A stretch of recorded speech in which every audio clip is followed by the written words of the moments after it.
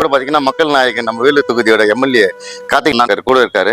இந்த கோயில் கும்பாபிஷேகம் நடைபெறுது. இதுல லட்சக்கணக்கான மக்கள் வந்து கலந்துக்க போறாங்க. இந்த கும்பாபிஷேகம் வந்து ரொம்ப பிரசித்தி பெற்று நடக்கும். ஊர் ஃபுல்லாவே பேனராகவே இருக்கு. பார்க்கறதுக்கு ரொம்ப சந்தோஷமா இருக்கு. லட்சக்கணக்கான பக்தர் வந்து இஷ்ட தெய்வமா அம்மன் இருக்காங்க. நீங்களும் அம்மன் வந்து வழிபடுறீங்க. நான் வேலூர் மாநகரத்தில் அமர்ந்திருக்கிற 130 வருஷ கோயில் இது.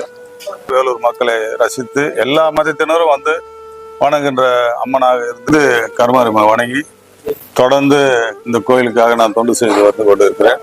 நாளில் 78லேருந்து அம்மனை வணங்கி இந்த அளவுக்கு நிலை படிப்படியாக வந்து இந்த நிலைக்கு ஒரு கவுன்சிலராக, சேர்மனாக, மேயராக, சட்டமன்ற உறுப்பினராக 2 முறை வந்திருக்கிறேன். கருமாரியம்மனுடைய அருளால் தான் இந்த நிலைக்கு உயர்ந்திருக்கிறேன்.